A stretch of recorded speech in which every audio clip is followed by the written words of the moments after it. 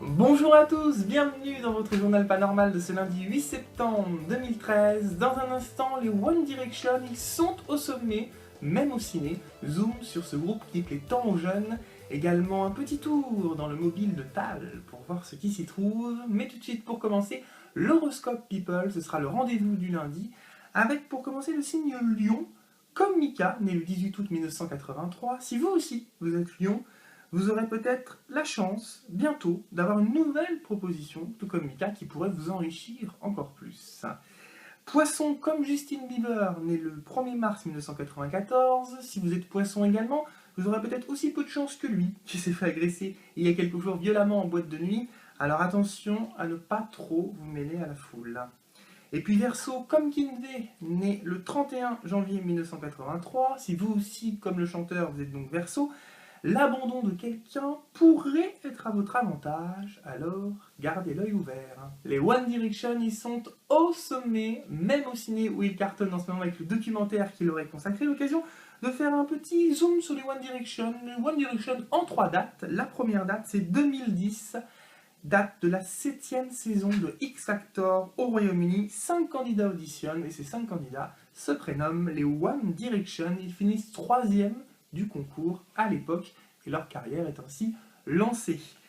11 septembre 2011, on découvre leur tout premier album intitulé Up All Night et la 3e date, c'est le 12 août 2012.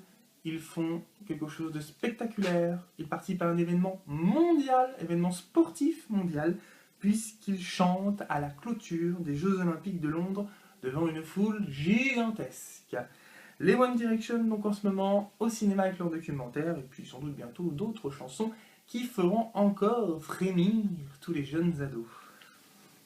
Petit tour tout de suite dans le mobile de Tal pour voir un peu ce qui s'y trouve. Et dans le mobile de Tal, moi j'ai pu, en regardant bien, voir un SMS de TF1. TF1 a écrit à Tal cette semaine pour lui dire, ou la semaine dernière même plutôt, tu ne dois pas révéler ton salaire, trouve une solution pour démentir, sinon on te remplace. 3 plans d'exclamation, TF1 semble en tout cas très en colère, on comprend mieux pourquoi Tal a été, sur certains plateaux, démentir ce qu'elle avait dit.